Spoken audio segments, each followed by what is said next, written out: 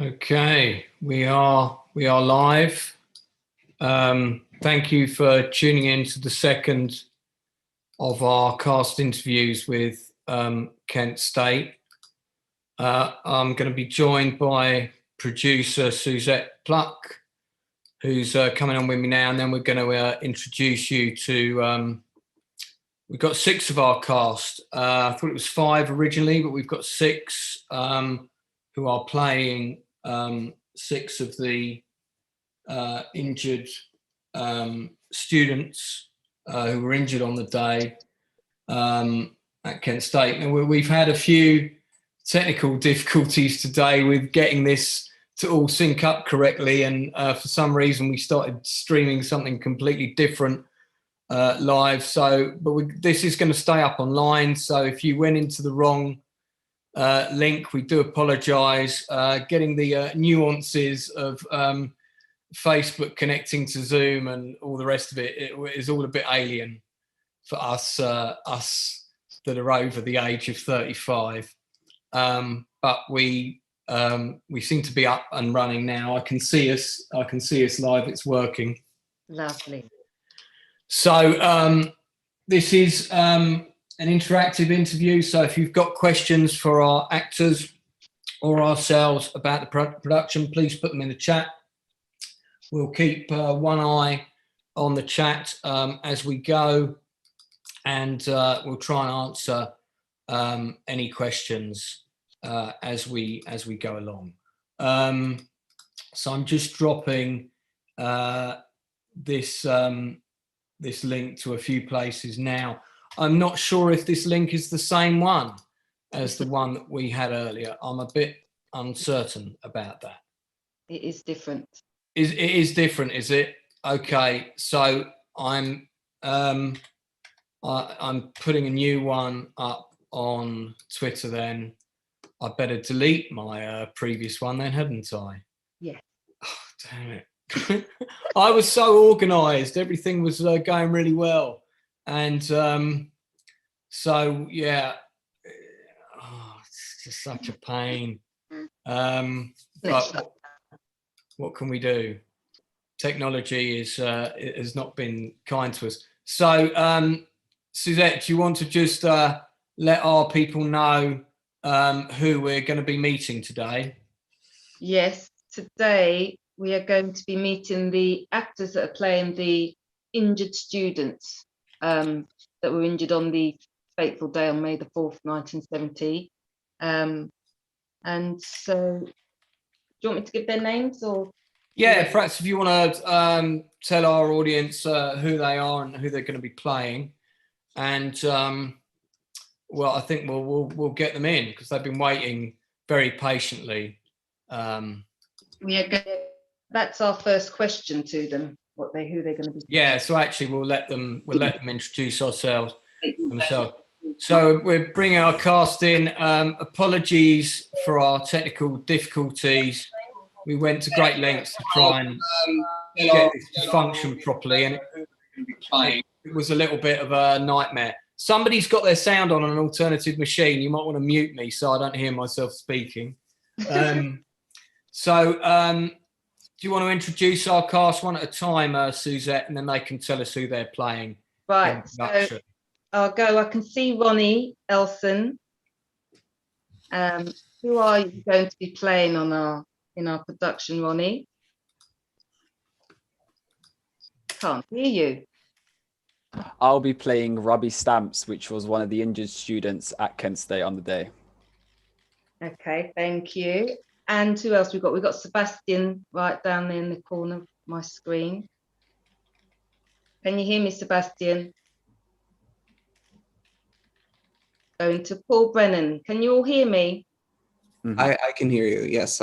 This is Paul Brennan. I'm playing Joe Lewis Jr., one of the other injured. Okay, I'll go to Sebastian now if he can hear me. On mute. My name's Sebastian Storey. And who else we've got? We've got Sebastian, right? We can hear you. Oh, man.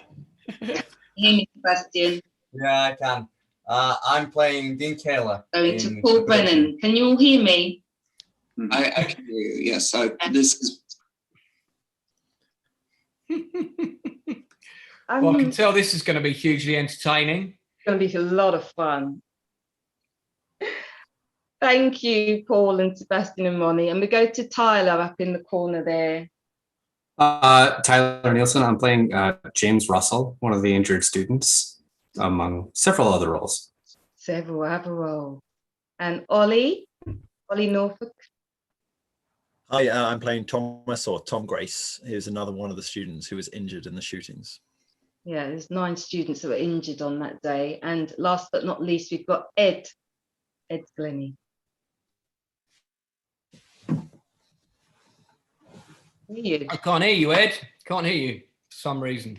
There we go. We're having a lot of technical difficulties today. This is hugely entertaining for us.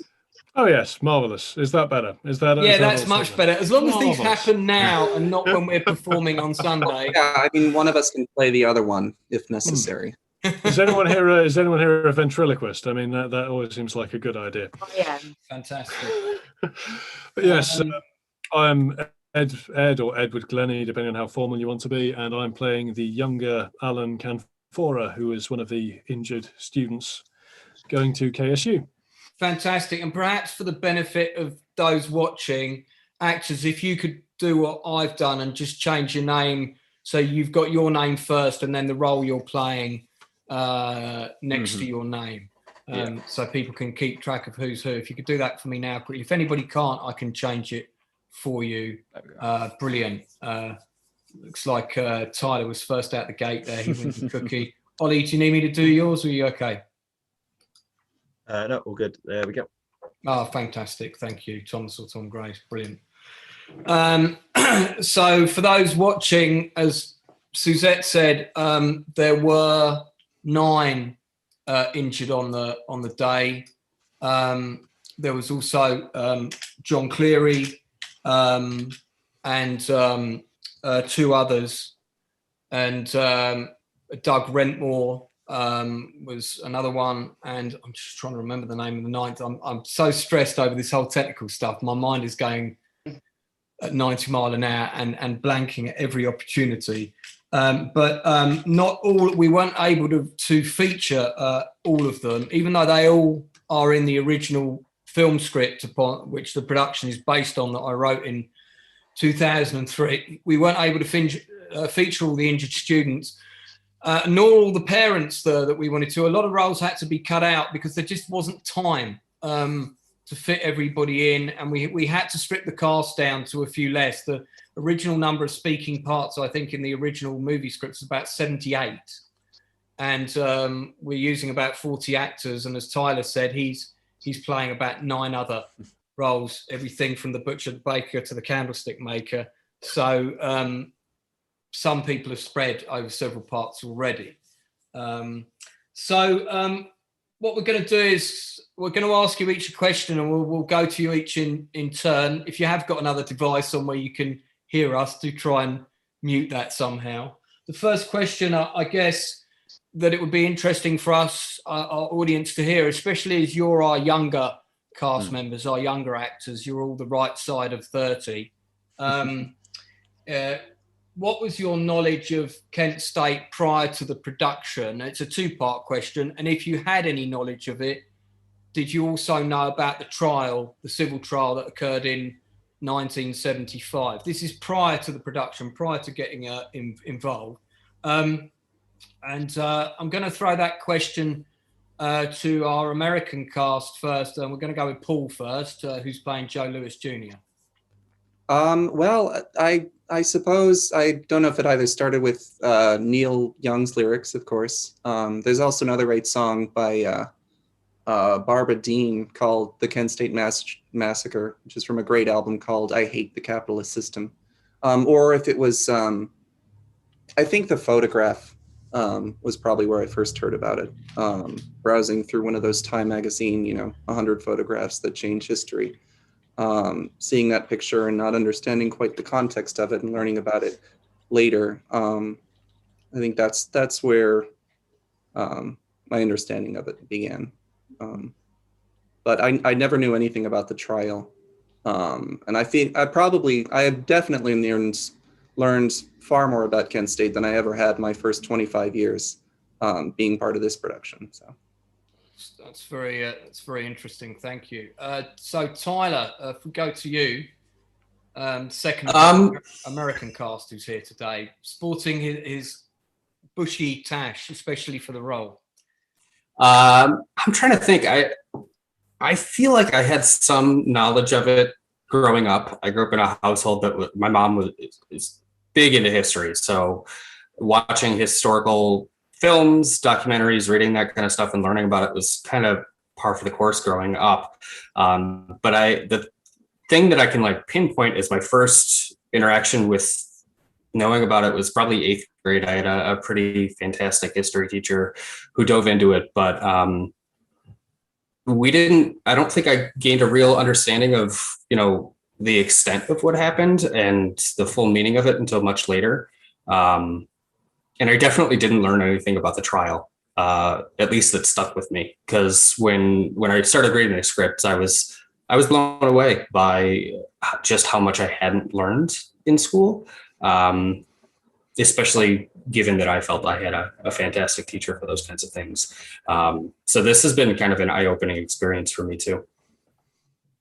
Fantastic. Okay, well that's very interesting to hear. Let's go to our British cast, and we'll go to Ollie first. Ollie Norfolk. I had to call him Ollie in my tweet because I had to go with really short letters. So you both got called Ollie and Ed in my tweet. Do forgive me if you prefer the longer versions of your names. Ollie, what was your knowledge of the events at Kent State prior to getting involved in 13 Seconds? Being completely honest, I had never heard of the trail. I'd never heard of event itself, and knew very little about Kent State. I think for us on this side of the pond over in the UK, most of our knowledge of, let's say, the more contemporary American history comes through media. And so I've heard of things like the trial of the Chicago 7, obviously, and these are like our introduction in the sort of documentary style of how these things are. So for me, it's been really interesting to kind of open kind of a door into just a piece of history that changed a lot for America that I literally knew nothing about. So it was nice to be able to go through Wikipedia to find things that all the surviving students had said and just be like, wow, okay, and understand things, because obviously some of the content of this 5-part is just stuff that you don't see, you don't find on the internet. So Lance has been amazing putting together all these bits and this information from the transcript trial to give us like a real understanding of some of the events. Yeah, it's been really fascinating. Oh, that's very kind. We'll come on to what research you guys did for your characters shortly. And those of you that are playing other characters, by the way, you can mention those as well. I know a couple of you are playing a couple of other little bits. So moving on to Ed Glennie. Can't wait to shave his beard off for the role. We'll talk about that more later. The lower part of his beard. Not the upper part. No. But yeah, I have to say I didn't know much about it. The photographs are pretty enduring, obviously, and the ones taken during the day, some of them have become world famous and pretty much were world famous on the day.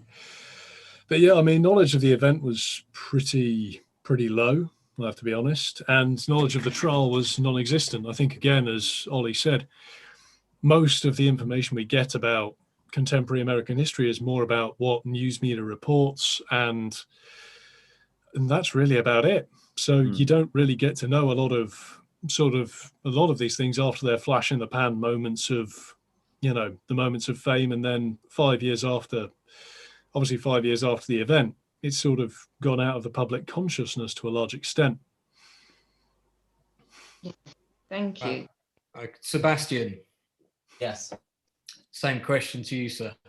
Well, I didn't know much about it when I originally joined the project, but I've learned so much from being a part of the project, and it's been an absolute blast to be a part of. It's been so touching so far, and I've learned a lot. But being over in the UK and to do something that's to do with American history, it's just really fascinating. It's great. Fantastic. That's nice to hear, and thank you for the compliments. Last but by no means least, Ronni, who I think is he the youngest member of our cast? Yeah, I'm the You're youngest. the baby. And that facial hair, that's a costume, isn't it? It's not real. Yeah. It's all just glued on. Just for the role. Yeah, so I was probably just going to repeat what everyone else said. I had literally no knowledge of what happened on May 4th, 1970, obviously because I wasn't alive, but I don't think in the UK, a lot of information from America is really streamlined over here, especially something as important as what happened in Kent State. It was kind of put under the bus. But I think, obviously, I knew about the pictures, the famous pictures from obviously reading, obviously the magazines and the articles. But I kind of didn't obviously know what it was about. But I think actually being a part of this production really opened up my eyes to how important it is to actually know about this, what actually happened. Because I think as humans, we kind of, if we don't really know about something, we're kind of doomed to repeat it. So I think really immersing myself in what you've obviously presented in the production is really important. And I think just as a general, I think it's really, it's just really, really fascinating to what actually happened on that day. And I think in the project, you really break it down into its simplest components and really and show what actually happened. Yeah, you've raised two really interesting things there. One is the time that it would take for news to permeate from America in the 70s, early 70s, to the UK and, Western Europe. And that would be via radio and television, and you'd have a very limited snapshot of something, usually in a news story, and you'd get how it's presented by them. Nowadays, that's completely different. I mean, could you imagine if the events at Kent State happened now?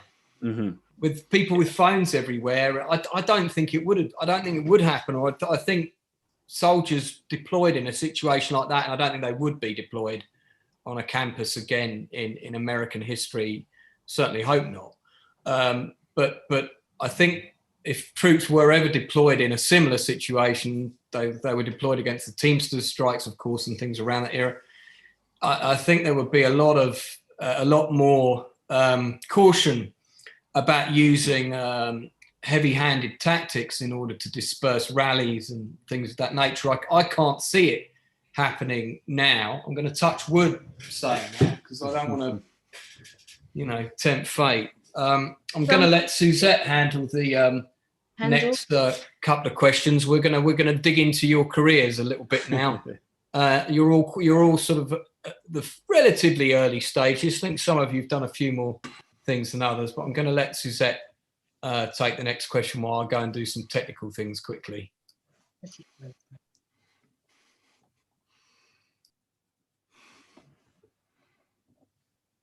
So you're going to ask it, Suzette, or are you just going to sit there? Oh, is she frozen?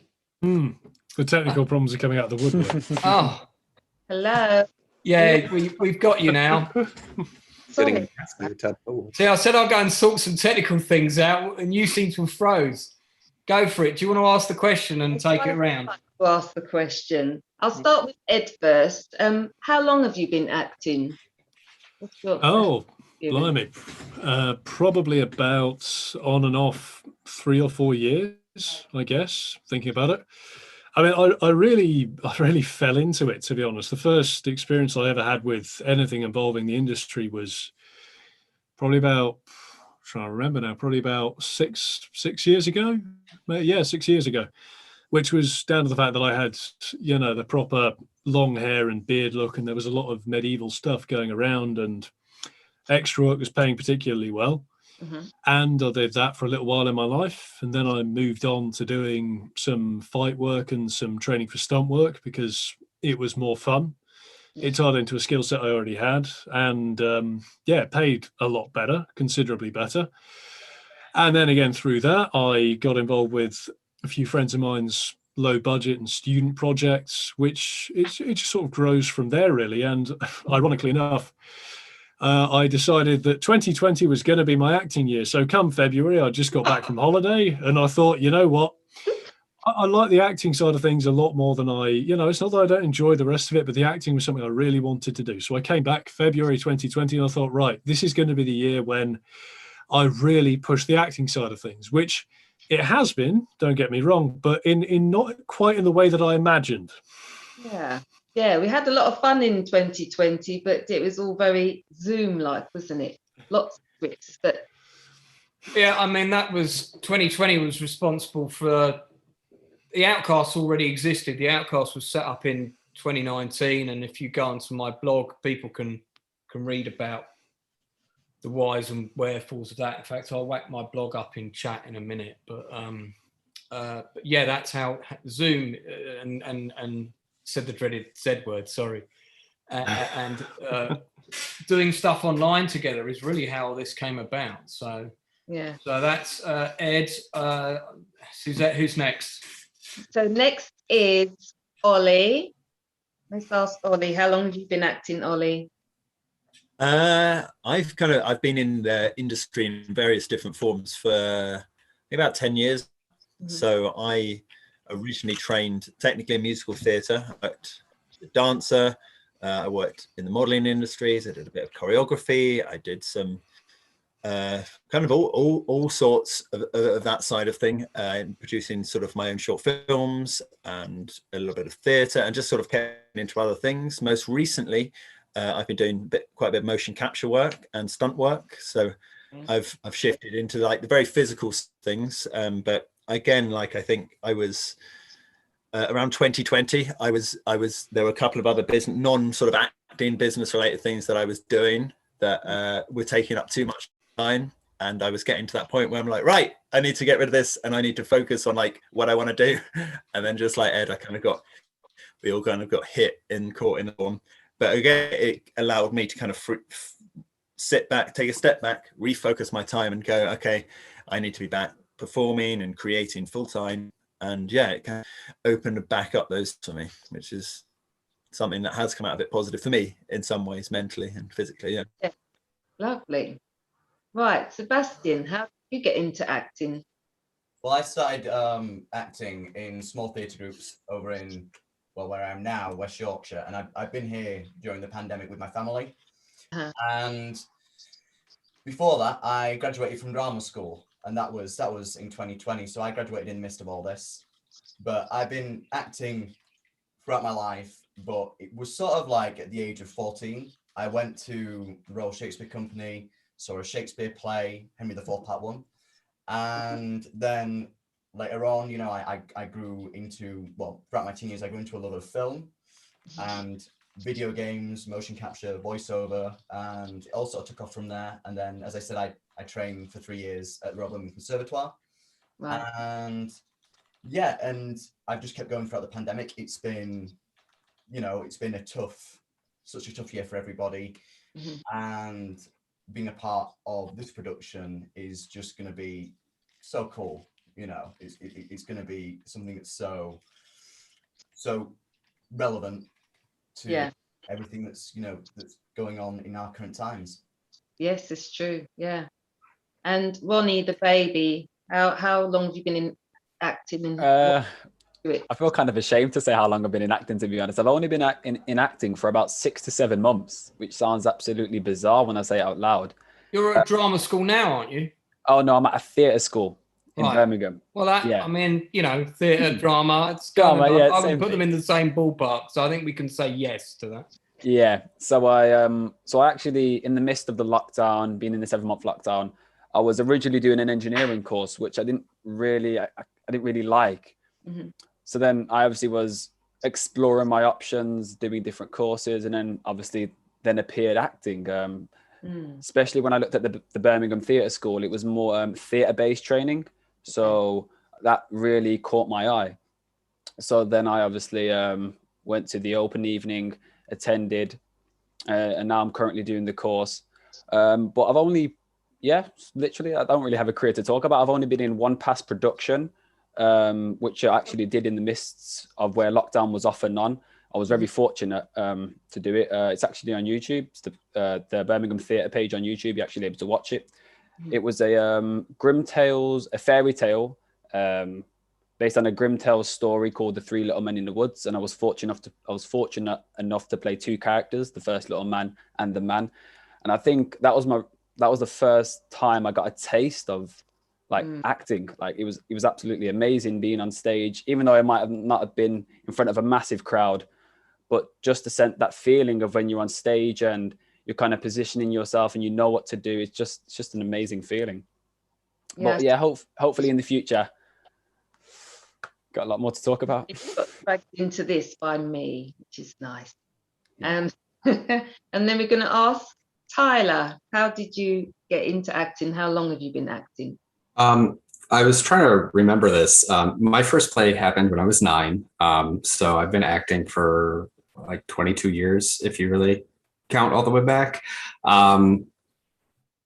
I caught the theater bug in high school on a dare. I had done a couple of like drama club things in elementary school, but then was dared my freshman year to try out for Midsummer Night's Dream, and I did, and I've been doing theater pretty consistently ever since. That's been 16, 17 years since.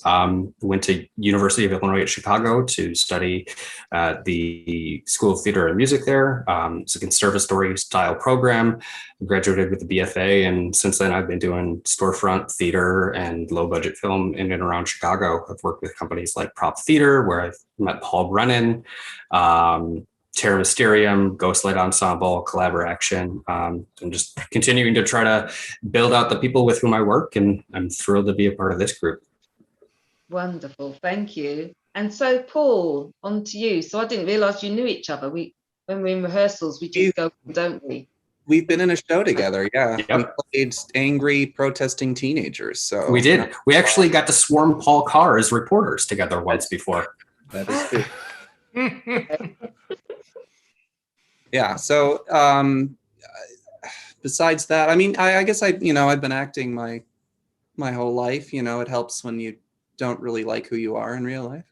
So I think I started first show when I was 7, maybe. I was in Fiddler on the Roof, little Jewish boy peddling bagels. And then since then I did a lot of community theater in the Southwest of the United States, where I grew up. Moved to Chicago when I was a teenager and did some more theater work there, and performing many years. And I think my adult life I did more hiding, but still working in theater, like writing and directing and that sort of thing. Did a lot of work at Prop Theater, which is a Chicago storefront theater, the longest running storefront theater, they call it there. Is that the one that Paul Brennan's involved with? Yeah. I'm Paul, yes. Yeah, who plays Governor Rhodes in our production. That's Paul Carr. I'm Paul Carr, sorry. You're Paul Brennan. Yes, yeah. You know what I meant. Yeah, and so it is interesting that are there 3 Americans in this cast? I think it's 4. 4. I think it's 4. Mm. Yeah. So we've got 4, and we've got various people who sound British, but they're actually from somewhere else, including myself. So it's quite a multinational cast. Well, Austria last night, wasn't he? Yes, that's right. Fantastic. Well, that's great to hear a bit about where you all kind of started out. I'm going to bring it back to Kent State for a little bit before with the next couple of questions anyway. Just referred to a couple of comments from people online who are watching. Some clearly Ronnie's fan club is on. There's a couple of people cheering him on. Paul Ingalls, who's I don't know if that's a friend of Paul Brennan's or if he's just making a general comment to all of us, but says thanks for being part of this. And he's gone into a description about Neil Young wrote the lyrics to Ohio after seeing the photos of the incident on Life magazine, and so on. And they recorded it on 21st of May 1970, so a bit of a tidbit information. It was rush released by Atlantic with only a few weeks. And then David Crosby cried when he finished the take. I guess that's the Crosby, Stills and Nash. We have some people saying looking forward to seeing the production on Sunday. I think that's from Kai Bello. And how do we feel about the relevance of the production in today's climate? As one question from I don't know who that's from, but that's a very interesting question, and I mentioned it on the previous interview when we finished doing the read through of the old scripts, and some of you were on that. Ed and Ollie were both on that, right? Mm. Yeah. And when we did, and I broke it into 5 episodes. Nothing like the episodes that we have now. There were no narrators. It was the original movie script, but with all the scenes I cut, added back in. And then I said to everybody, well, comments, please, at the end. What do you think? And I think the most consistent comment that went round was, it's amazing how little things have changed in terms of democracy and protest and what happens to people. Maybe we just ask that question quickly. How relevant? Keep your answers relatively short, but how relevant do people think this is? Think this is now, Ollie? Yeah, completely. I think there's cases of history repeating itself all the time, and although the National Guard is obviously different to what we have more involved in things, so our police force, but the police force is under the constant scrutiny now on their actions on any kind of protest, and it's highlighted the differences of how things have changed with social media and with people who film things. Like, I know there is obviously the photos and the small recording of Kent State, but how different things would be if everyone had a cell phone and was holding them up at the National Guard there, it would a very different story. But that's just the natural kind of shift of technology and how it affects these things. But yeah, equally, it's just as relevant. Okay, Ed, any thoughts? I mean, it's still terrifyingly relevant today. I mean, skirting around certain particularly hot button topics. I mean, it's about the right to protest fundamentally. Kent State is about people's right to protest and what was justifiable use of force, whether it was everything else that comes with that and all the larger questions. And of course, being in the country of Peterloo, the Peterloo massacre, which doesn't get taught in schools for some reason. Still don't know why. The country's got a long history of protesting as well, as much as America has. Obviously, we've got recent protests against police brutality, both here and in America. So yeah, it's still an immensely emotive and a key issue within modern society, which, so I don't think it could be more relevant, really. Excellent. Paul? Yeah, I mean, I don't know how if it's reaching across the pond, but we're dealing with a trial right now of a similar nature of a police. I was watching it today. Yeah, I've been watching. Yeah. The trial of is his name Eric Chauvin, the guy who killed murdered who murdered George Floyd. Let's tell it like it is. Murdered George Floyd. Mm-hmm. And sometimes it does feel cheap to say about a show, that is timely or topical, but it really is very. I think we're all feeling it now as Americans, considering there is. At this point, people are putting the victim on trial and making all these petty accusations for somebody who can't speak in their defense because they were murdered by the person on trial. So it does feel very, very painfully topical. Yeah, it's interesting what you said about the victim being on trial, because the victims in Kent State were really on trial during the trial, as we're going to see during our production. And I think we kind of get into the meat of the trial in episode 3, 2 and 3. The first episode is kind of jury selection and this sort of thing, and all the stuff that happens at the beginning. You can already see the way the wind is blowing in episode 1, but that's very. I'm distracted by the fact that there's also a shooting that's just come in live on my newsfeed that's happened in America right now. As we're talking, and it says it's an NFL pro, ex-NFL pro, who shot 5 people and himself. Oh. I mean, it's just, and it's all gun controls all being debated, and I just find it's a weird synergy. We're talking about these issues, and suddenly on my newsfeed that's just come up. You know, it's frightening, really. Same question to Ronni. Yeah, I do think it's very, very relevant because, as you just said, something just happened on your news feeds. I think a lot of things start to reoccur, and especially in America, a lot of protests about a lot of things that are happening, like police brutality, and it just seems to be a reoccurring theme. Like, it doesn't seem like there's any change, which is really scary when you think about it. And especially what's happening just to think what actually happened in 1970 is kind of still happening in today's world. Things are still happening. I wouldn't say it in the sense of shooting people, but the police are scrutinized every day for anything they do, if it be where they mishandle someone that might have broken the law. On the media, they are portrayed as the bad guy. So I think social media really does play a big part in how, especially say an event happened in America, how someone from the UK would view it, especially. Yeah, literally that. I don't want to go on too much because I'll just start talking forever. No, but yeah, I hear what you're saying. Sebastian. Can I have the question again, Lance? Well, just how relevant do you think our piece is with today's modern narrative, I guess? Oh, so much. The issues and so on. Yeah, of course.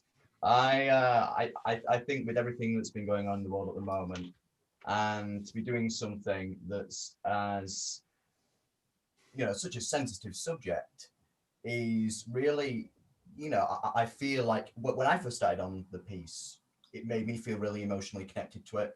So what that could possibly do for a wider audience is fantastic, you know, we hope. And yeah, I think it's so relevant to times that we are in at the moment. And last but by no means least, the king of the 70s Tash himself, Tyler Nielsen, although you may have a rival soon when Ed's is in full bloom. Yeah, I'm excited to see what it looks like. We're going to have a compare and contrast picture for that, before and after. I'll wax mine up for it. But to the question, I think it's really hauntingly relevant. There's a couple of things, especially in episode 1, that I found really fascinating in how they haven't changed, particularly the fact that the Kellners reference the Jackson State killings, which I'd never heard about until reading episode 1, and I've since gone and read about it. And I think one of the things that's really haunting for me is just how little things have changed in the fact that we pay attention. Here we are 51 years later to the fact that 4 white students were killed on campus protests, but 2 black students and 12 others wounded in Jackson State are not taught in schools. Yeah, and that was a very deliberate thing on my part to make sure that Jackson State got a mention. This was in the original film script. It got a bit more of a mention, I think, in that. But that's right. It's a scene between Rob and Joe Kellner, who are the father-son legal team. And the son said, "Oh, I see Jackson State isn't getting as much press." And Joe's like, "What happened at Jackson State?" Because he hasn't heard about it. And I think it was a week. Was it a week? It was just over a week. I've got it pulled up right now. It was May 14th. Because, and basically the black students, well, it's predominantly a black university, Jackson State, my understanding.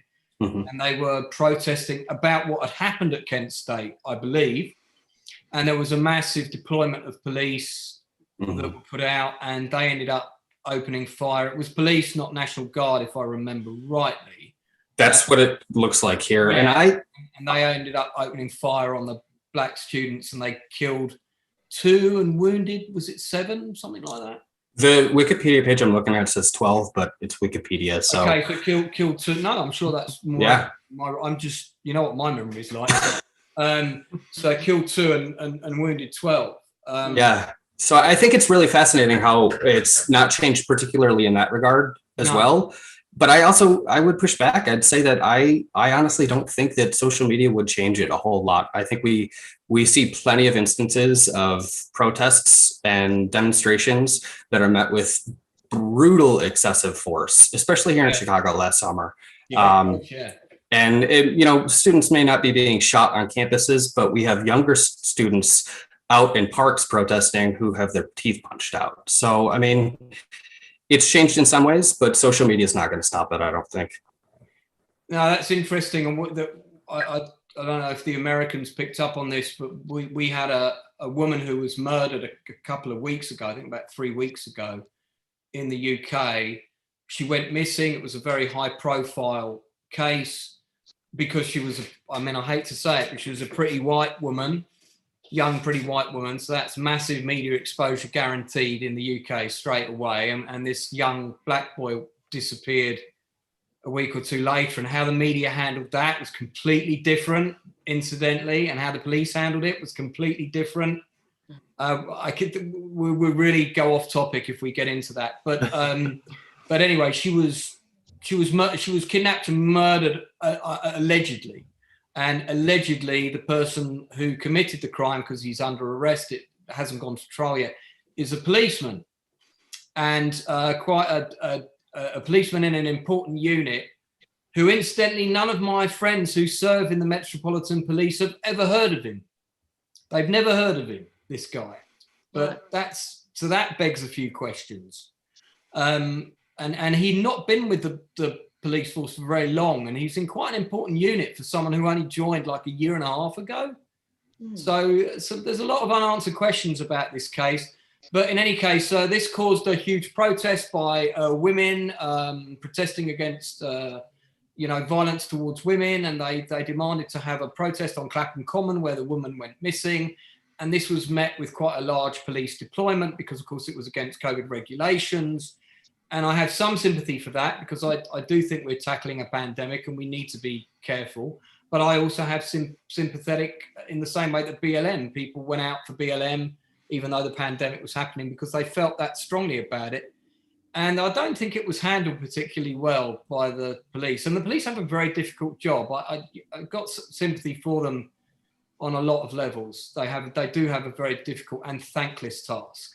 And, it's not an easy job. But at the same time, there's just some common sense decisions that perhaps need to be taken higher up, and things should be handled a bit delicately in modern times with a lot more sensitivity. And I don't think we did a very good job of that.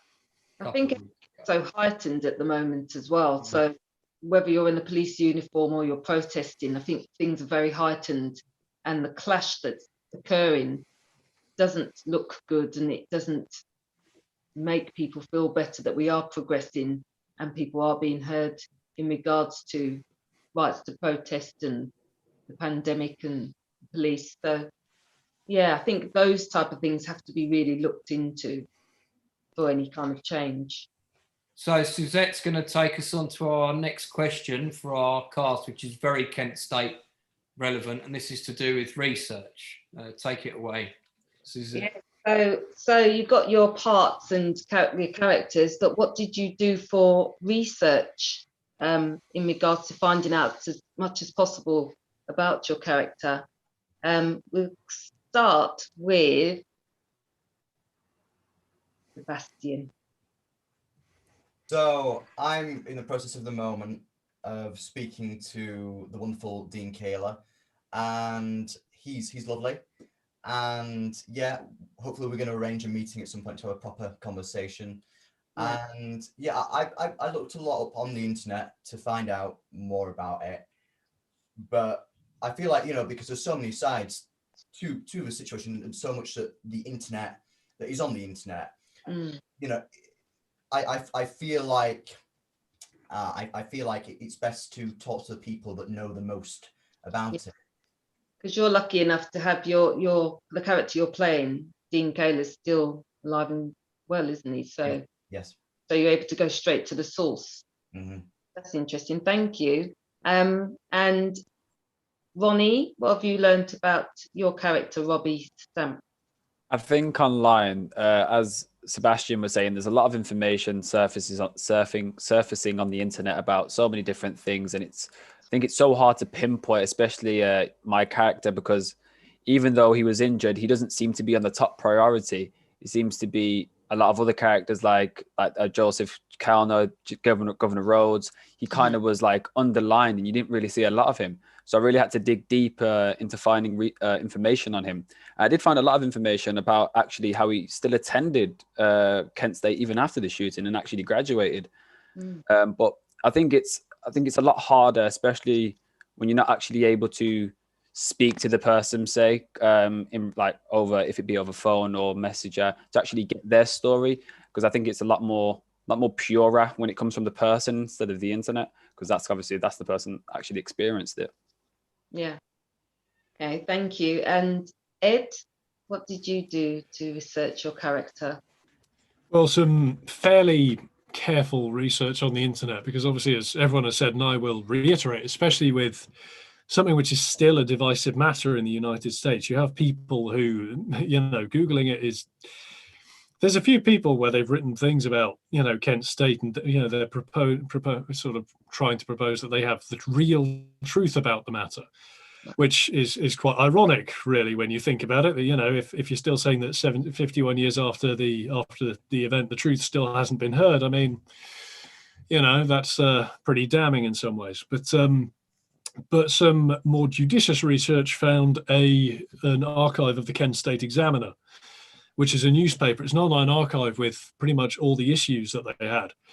And what they had was several articles written and penned by Alan Canfora and Robbie Stamps, right, which were written in the time, some of them directly after the shootings, not the day after, fairly obviously, but, in the years between the shootings and the trials. And you can get a sense for the anger that's present, because there's a real sense of, especially with Alan, that he was always trying to bring this forward and trying to bring this up into the forefront and get some semblance of justice for these things. And you can really see that in the articles he writes. They are always full of a very, very righteous anger, and it's amazing, really. And I do need to talk to some people who I know who were lucky enough to know Alan whilst he was still alive. Sadly, he passed. Oh, this is going to look terrible. I think earlier this year. Was it earlier last year? Sorry, this is terrible. I mean, I've forgotten the year. But war, isn't it? Yeah. So I need to do a little more into that. But I didn't want to immediately go there. I wanted to get an idea of what he did immediately at the time. Yeah, it's fascinating stuff. Really is.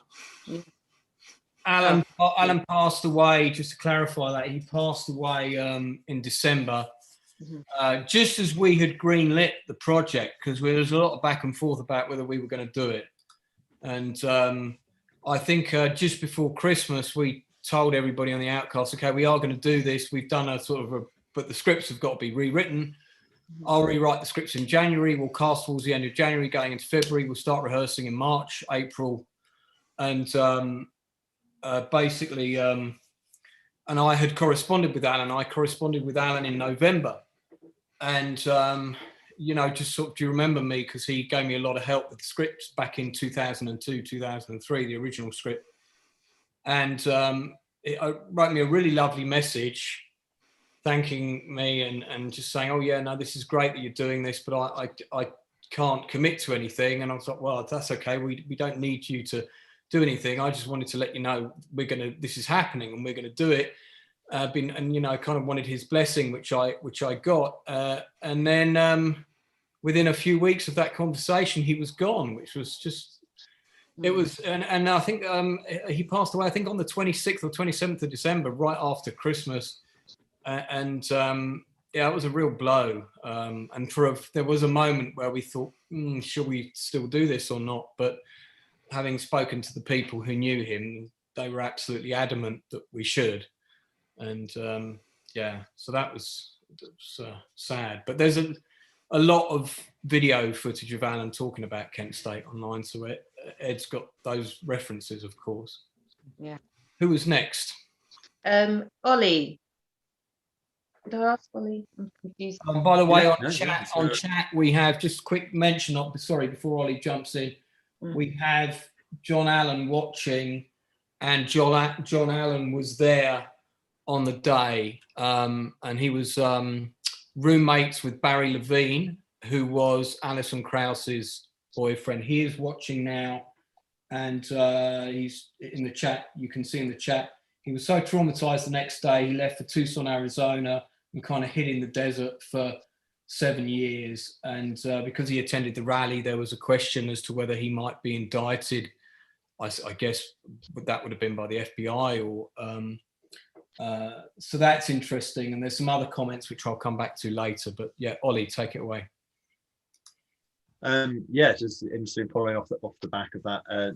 Thomas Grace has actually become a lawyer. He's been quite heavily involved in talking about May 4th, and he's been back to Kent State itself over 100 times to talk about it. So there's a lot of writings and a lot of work for him from his point of view, which is great. He even published a book in, I think it was 2015, called Kent State: Death and Dissent in the Long 60s.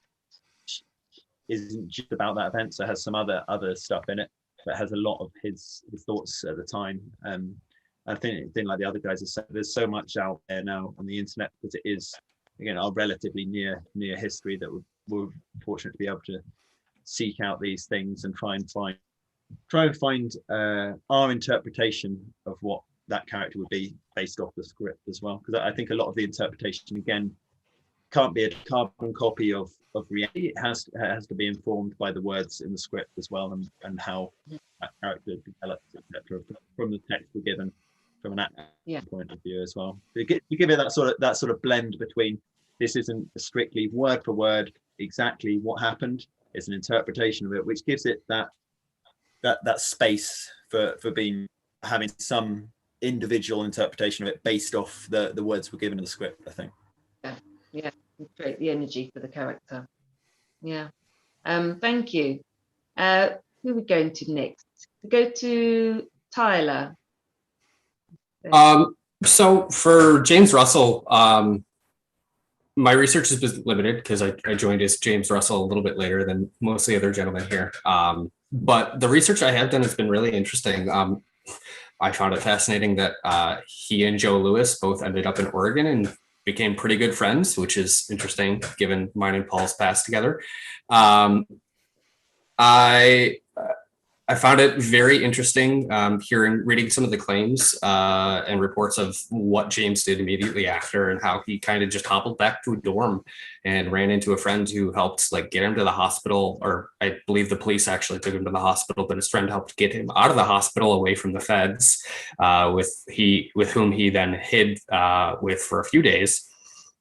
And he seems to be less politically involved and leaning than Alan and some of the other survivors.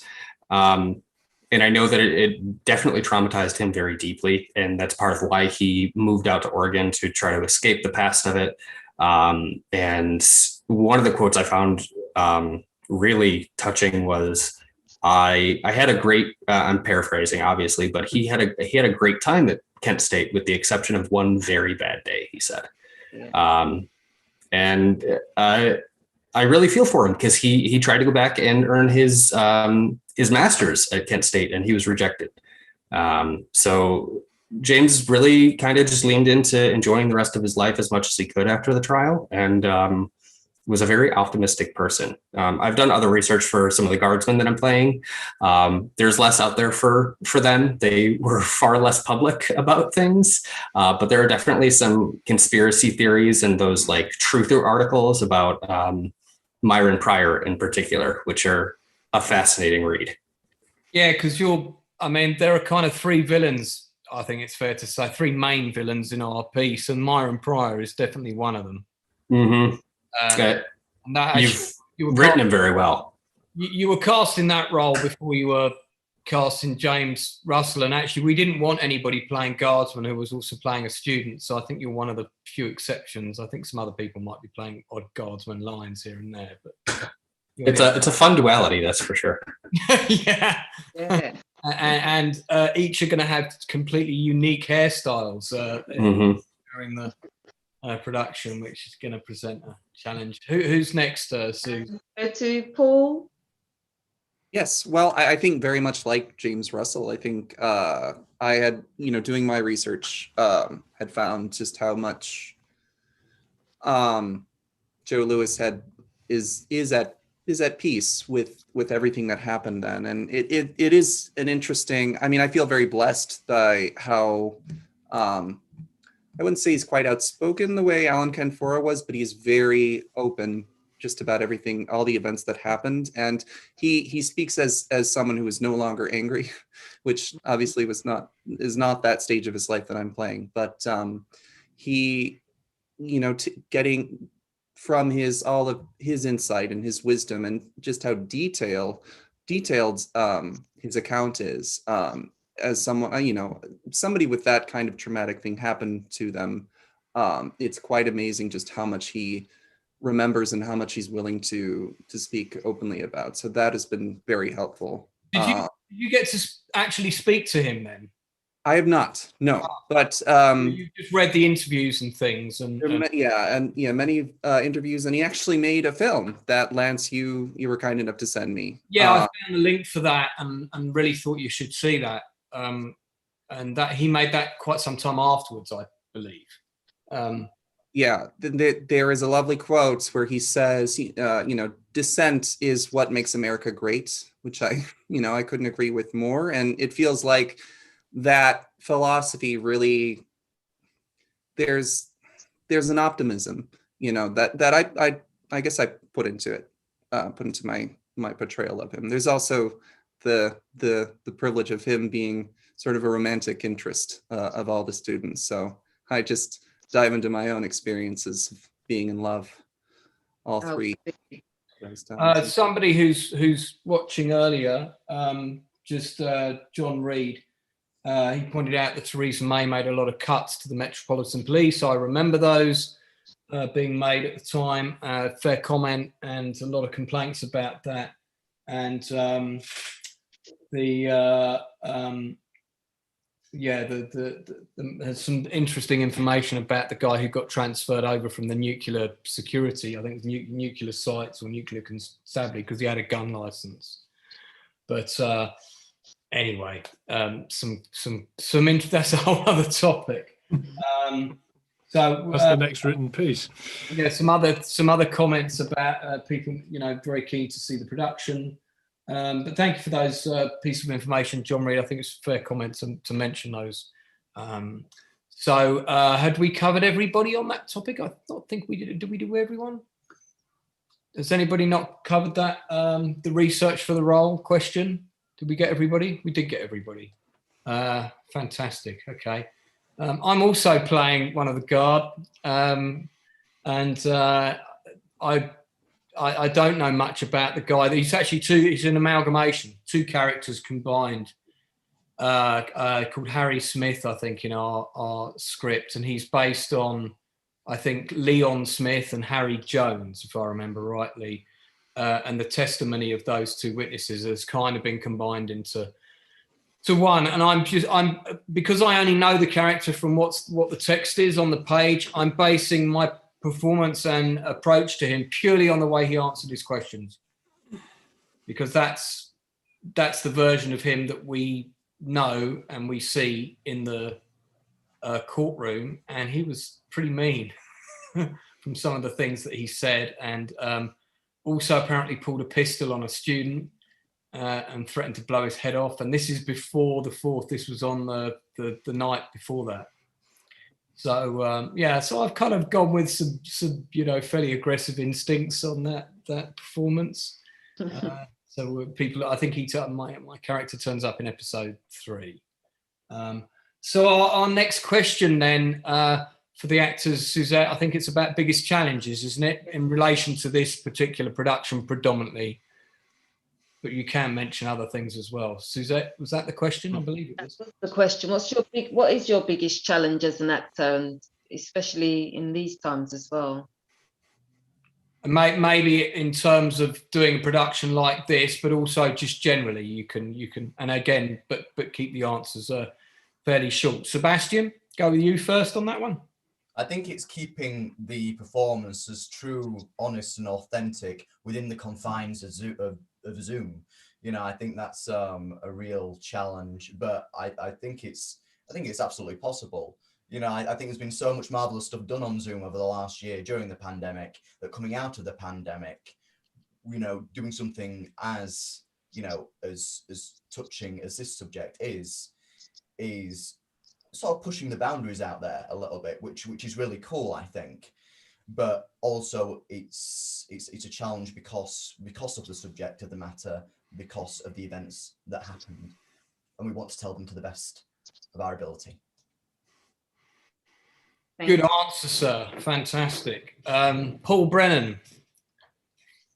Yeah, I think just interacting with a computer, acting to a computer, has been interesting, and the perspective is different. I think when we have the choice of either seeing the person we're talking to or making it look like we're talking to that person, which means that we're interacting with the light of our camera, which it's like talking with Hal from 2001. But I think that's been the oddest thing, maybe not the most challenging, but you can set it up so you can see the other cast members that are in the scene with you.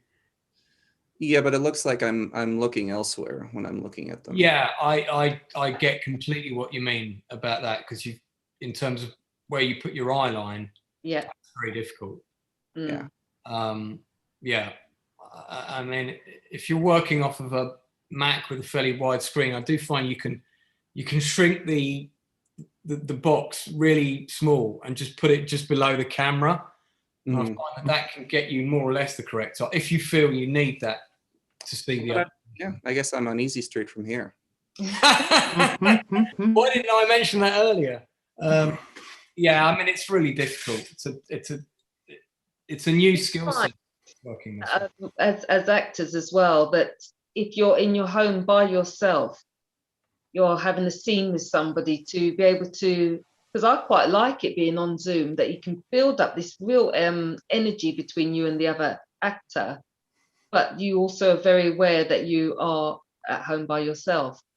Do you get pulled into it? Do you get pulled into your performance? Was what I mean. Yeah, but when my cat gets wants attention, then it becomes difficult, but otherwise, yeah. We've seen your cat wanting attention during rehearsal, and there's a few actors who suffer from this particular allergy.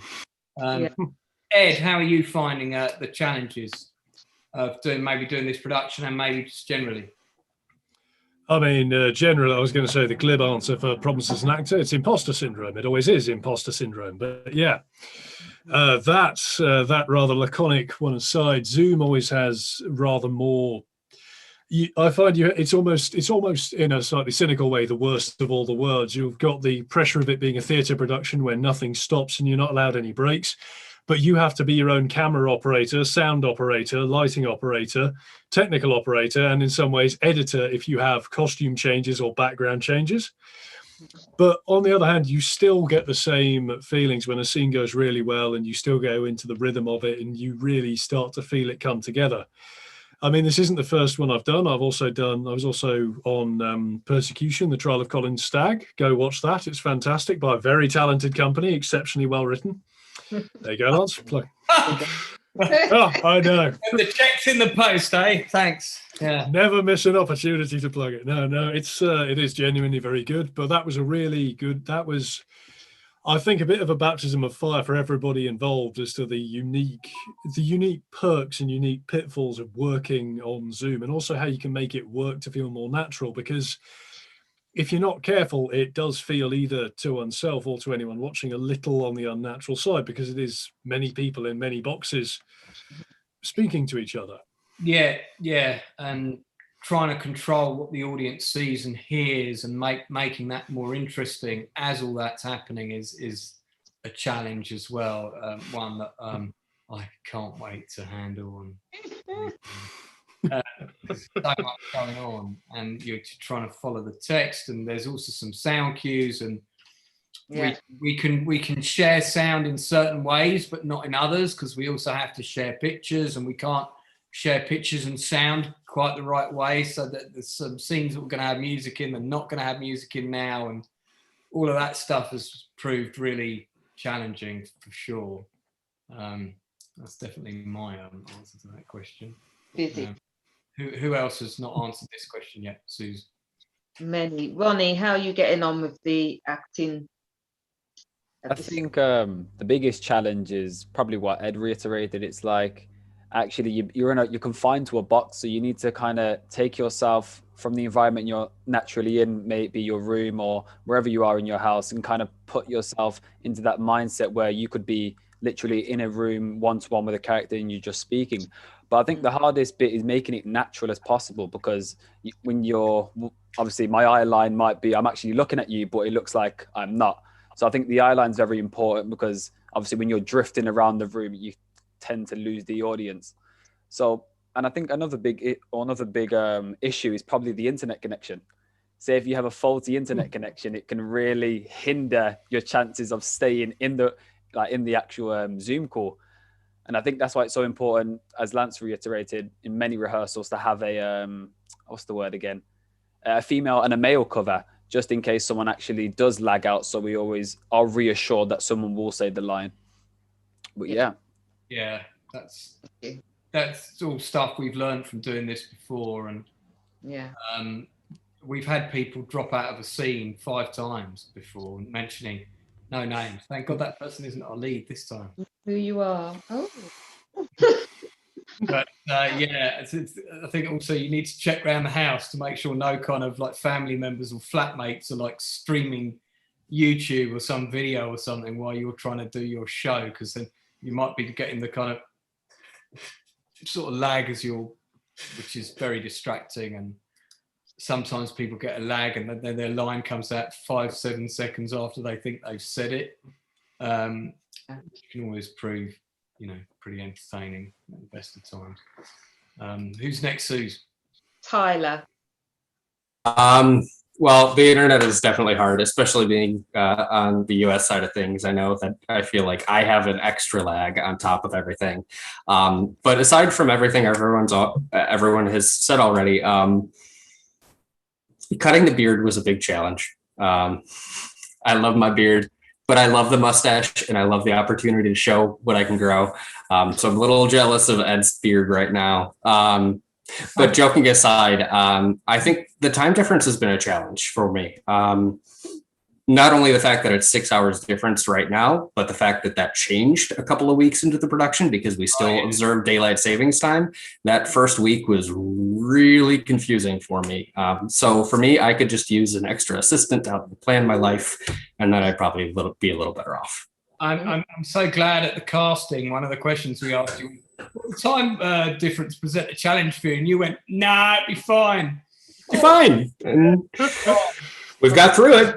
Yeah, so I'm very grateful to the American cast, because I know that's a challenge for everybody. Honestly, though, I'd prefer to rehearse in the afternoons than 8 or 9 o'clock like I normally do. Yeah. You all have to. Yeah. Who else? Has anyone not answered this question yet? Oliver. Ollie. I think it's super interesting how, like, let's call it Zoom acting takes a little thing from kind of all the major kind of disciplines of acting. So, like, obviously it's technically theatre, so you're performing live to a live audience and with live actors, but then you're pretty much invisible from the chest down. So like TV, you're pretty much acting here, but then what you do on TV would be a lot subtler, because obviously the quality is much higher, and as first of us, we're just a bunch of sort of pixels moving around as the internet connection drops out. So you've got to sometimes make actions a little bit bigger, a little bit more specific, so that people understand what you're doing, and you can't just do like subtle emotions through your eyes. And then it's kind of like motion capture in a way, because it's all in your imagination, and you're having to picture where you are. There's absolutely nothing to help you, and often there's no one there specifically. So it's really interesting how it kind of draws on kind of all the little bits of acting. And I guess that's the main challenge of it. Fantastic. Is that everyone that's answered that question? Yeah. Brilliant. Very good. Well, we're sort of, we don't want to go on too much longer, maybe another sort of 10-15 minutes. So if anybody's watching, and I am aware there's a lag of about 30 seconds or so, get your questions in now. I think I've put all the others to people that have been asked so far. Our final question really is a bit of a chance for our lovely cast, who I've said it before, I'll say it again. Everyone's working on this for nothing. We're not charging anyone anything to watch it, because that morally didn't really sit well with us. And it's a no budget production, you know. And I'm going to say with a caveat also, as I said on my blog, I absolutely agree that all creatives, whether they're actors, writers or directors, should always be paid for their work. Absolutely, 100%, we should be paid. But as we know in this industry, that's not how it works all the time. And nowadays you have to be proactive and create opportunities, and also acting is a muscle, like getting down the gym, and you have to keep it going. You have to use it.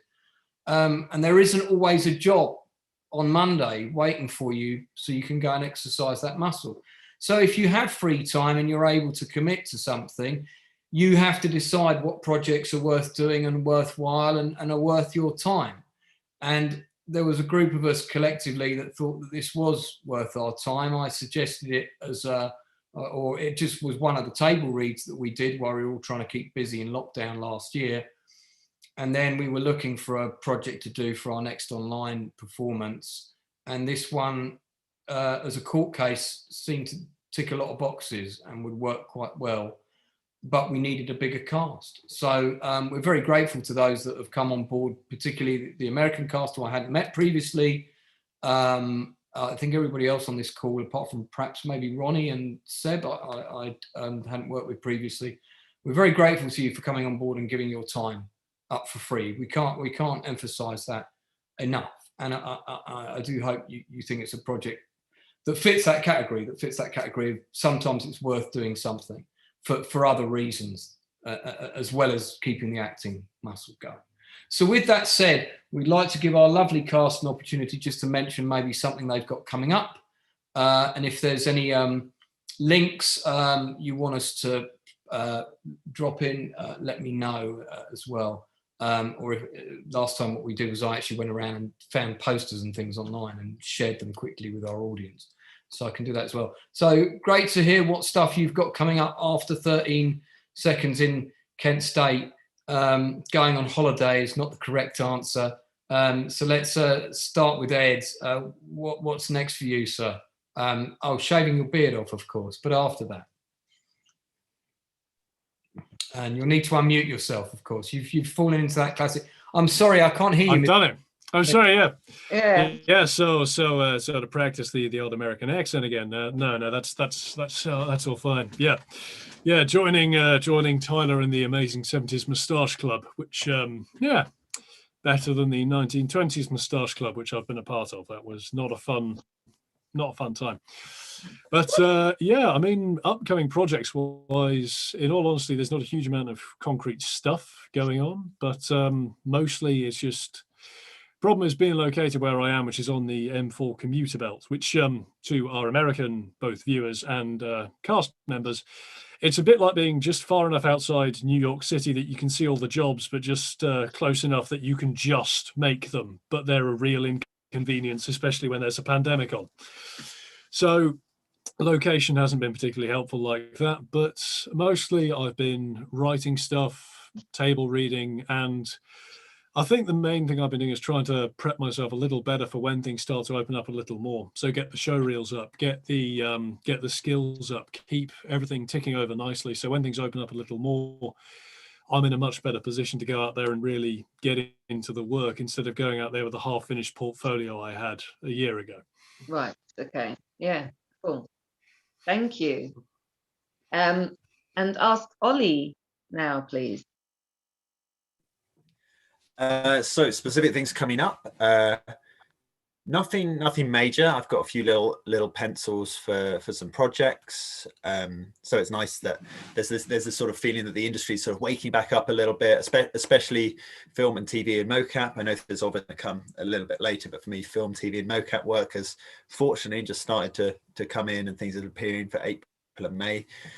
I think a big thing for me is I've been doing physical training and sort of training for the British Stunt Register as well. So I've been doing a lot of my skill training for that, and that was kind of one of the projects that kept me first throughout this last year was having like very specific things that I had to achieve and do to get towards being on the British Stunt Register. So I kind of like having a list to tick off. So as things open up more, I can do a few more of those things. And yeah, Nice. hopefully things are better. Yeah. Joe Lewis has just liked our link, by the way, for this interview. So he may be watching right now because he friend requested me the other day. So just yesterday. And said a lot of nice things about us. So no pressure, Paul. Referring to me. Yeah.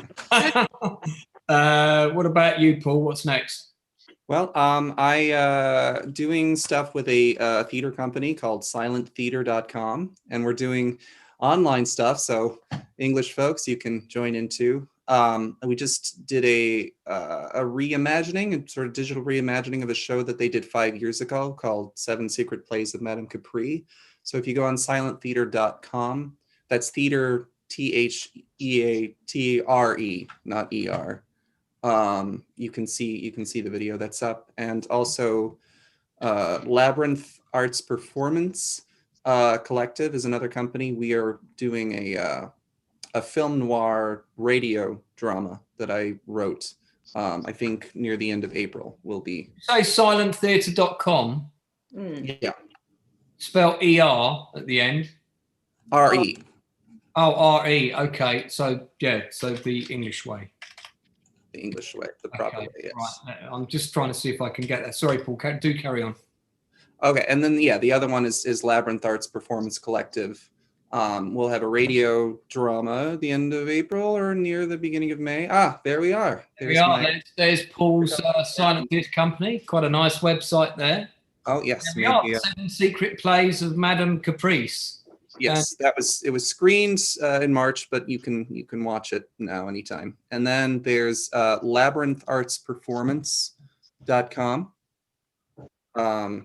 which is I'm under pressure to get another website now, but okay. Well, yeah. I'll see if I can get that up for you as well. Yeah. Do keep I'll telling try to put it in the link box anyway. But yeah. So Thank you. performancearts.com. Yeah, whack that in the chat for me, Paul, and I'll drop it up in a second. Ronnie, you've got a couple of shows you're rehearsing now, aren't you? Yeah, so I have 2 Shakespeare shows coming up. The first one is Midsummer Night's Dream, and the second one is Titus and Andronicus. And Midsummer Night's Dream is the main one, and in that I actually do play Bottom, which, if you've ever watched a Shakespeare play called Midsummer Night's Dream, you exactly know who Bottom is. Yeah, but I'm refraining. Continue. And I'm also in Titus and Andronicus, which is another complex Shakespeare story, which I play an extra, which is a soldier. But I think that's, and I'm also writing my own piece of theatre that's due to be performed in 5 weeks from now. 5 weeks from now, I think. Yeah, 5 weeks from now. Packing a lot into the next couple of months, then. Yeah. Including Kent State, which you're in, I think, every episode of. Yeah. Yeah. Fantastic. Who's next, Suze? And we have Tyler. So next on my plate is a short film that'll be filming actually the 17th before our second performance. It's with a company called Khaler Action Theater, with a company I've worked with before in Chicago. Playing a very small but very satirical part about the events in January. So that should be very interesting and a lot of fun. After that, I don't have much on my plate, hoping to try to find something in the coming weeks and months to keep me sane, because this is the best form of therapy. That labtheatre.org, is that company?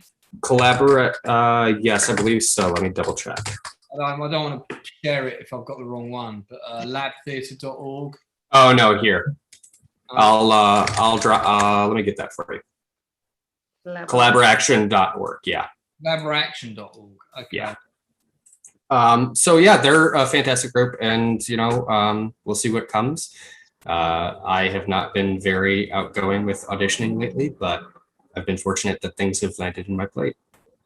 Nice. Well, that's always nice. Yeah, very nice. I'm not putting the spelling in this incorrectly, am I? So there's so we've got Paul's. That's Paul's Labyrinth art performance, and Dean's put a link up for me. So I'm going to try and get some of these up for people. I'll put them on the YouTube as well later. Yeah, that would be good. Excellent. Have we got anyone else? Have we covered everybody? Was that everybody? I'm just going to check our chat to see if we've got any questions. I've got collaboraction.org. Got another very interesting website. Just going to share that for our viewers. There we go. So that's another interesting one. Becoming Unlearning White Supremacy. Now that's a play I want to watch already. You can actually see me in the photo there off to the left. Yeah, I almost didn't recognize you because you've got your beard in that.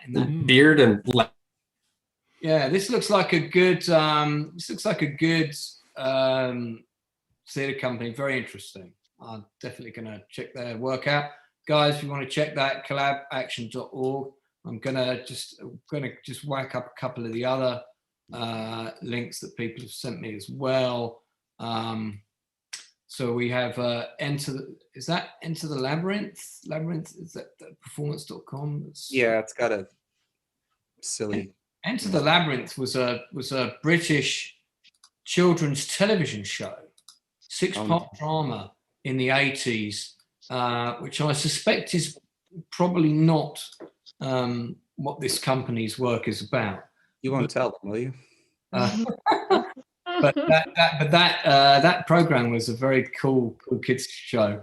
So this is Labyrinth Art Performance. So this is Paul. This is the company you're working. One of the companies you're working with next. Yeah, you can see the music videos we've made. So. Yeah. Teeth. Okay, fantastic. So some great stuff there coming up, and I saw Paul Carr's name. So this is a company that he works with as well. Yeah, he helped me out a lot. I assume. Got me here. Oh, it's great. Yeah. Okay, so you're all in Chicago. So have you worked with Paul Carr as well, Tyler?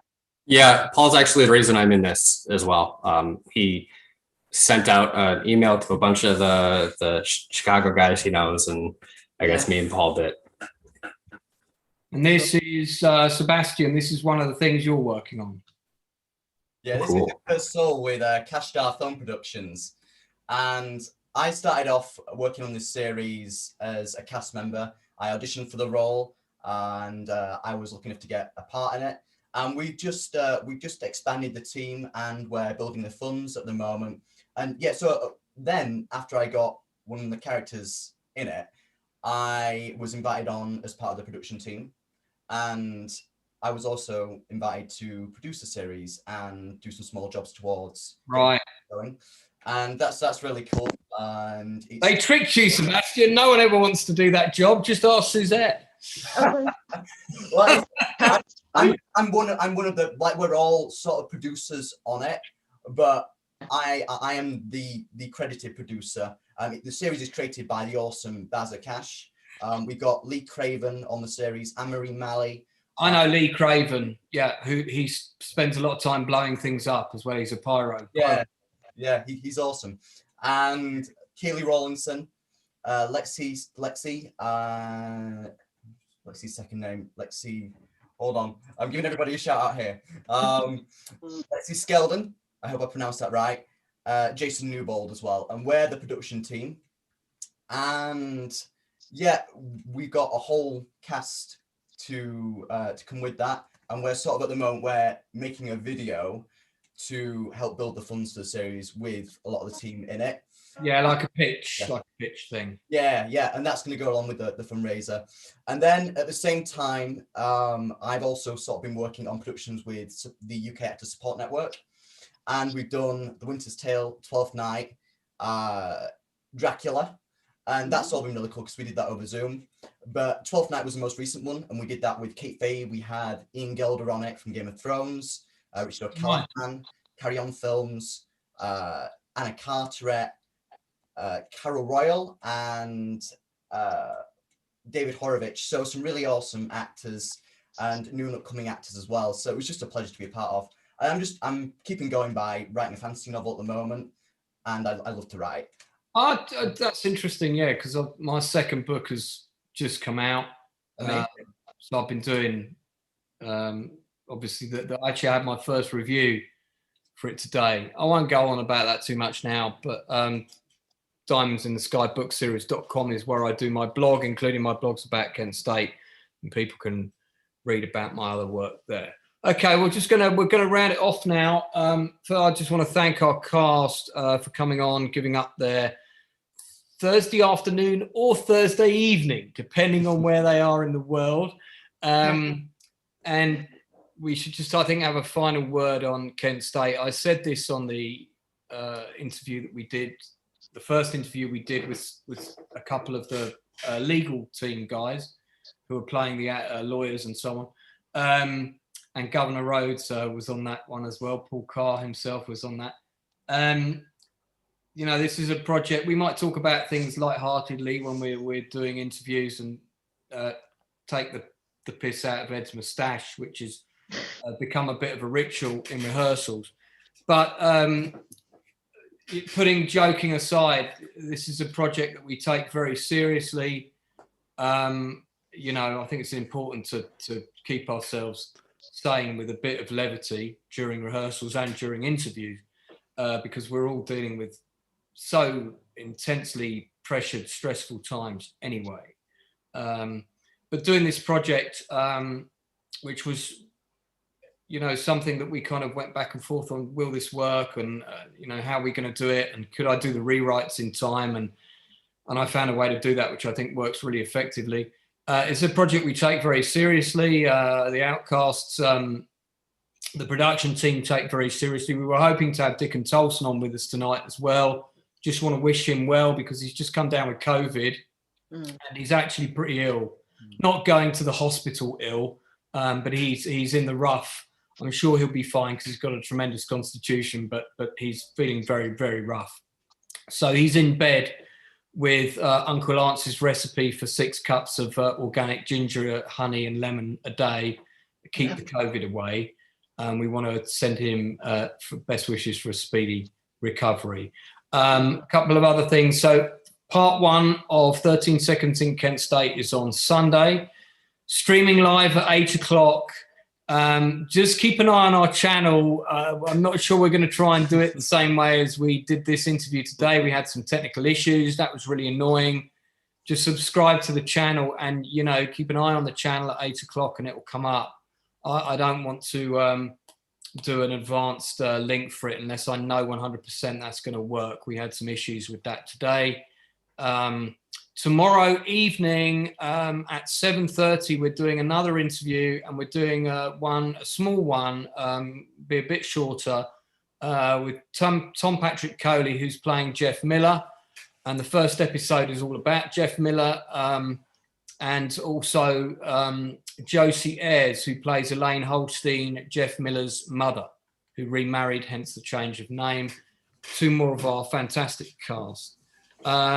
So just going to leave the last word to our cast to see if anyone wants to individually perhaps say something to those who were directly affected by the events that we are portraying and telling. And I'm talking about those who, the students, really, the students that were there on the day, those that were injured, the families of the bereaved.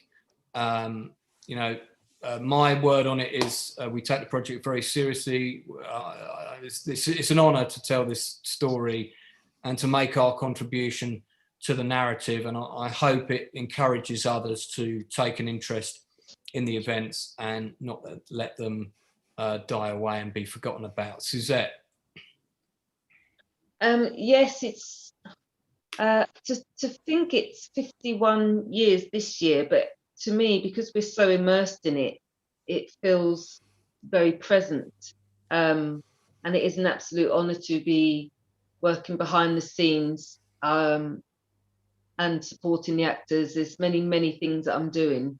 But if what I'm doing is helping people be their best version on the days we do the episodes, it's a joy to do that. And it's a joy to get the story across because so many people are affected by it, and so many people are still being affected by things like that. So that's how I feel about it. Ronni? Yeah, I'm really honored to actually be playing one of the injured students. So I'm definitely not going to take it for granted. Yeah, and I just hope whoever's watching can just enjoys it. Really, I wouldn't say just enjoys it because it's not the most light-hearted topic, but I hope all of our interpretations are as you like it. Thank you, Sebastian. I am really, really looking forward to the performance, and I hope that it is as true and honest to the events that happened, and that it can be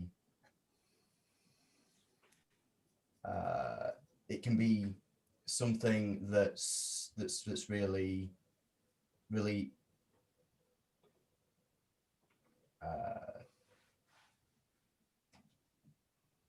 Where they receive it well as well. Yeah. The audience.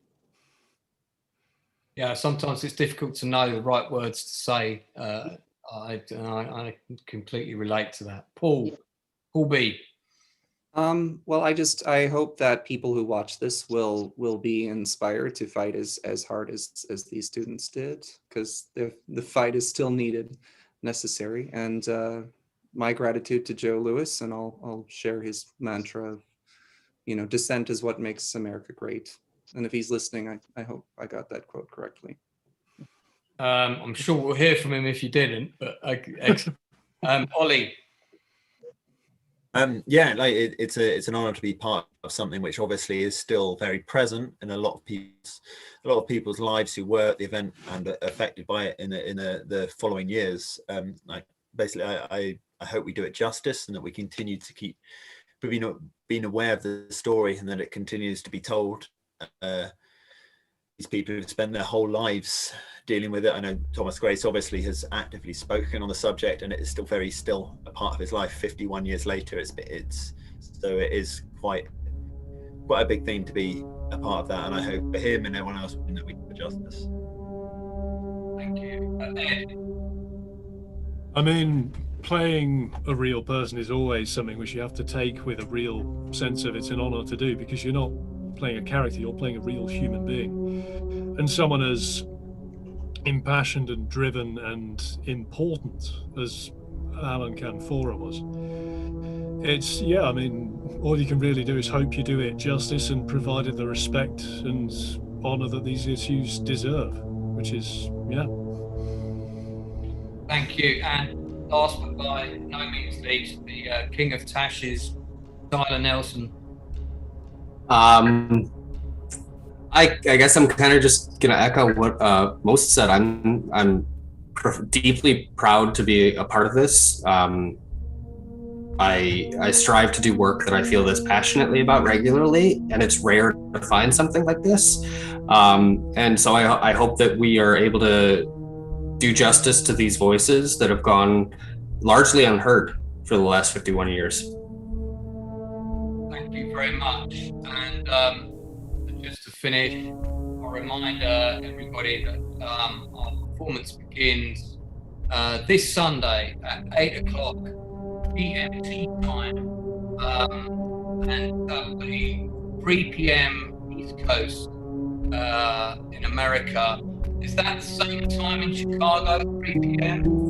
That'll be 2 o'clock Chicago. 2 o'clock Chicago time, which is kind of Midwest, isn't it? And then I believe 12 noon Pacific time. So if you're in LA, it'll be at 12 noon. I want to say thank you to our cast for giving up their time, more of their time, to come today and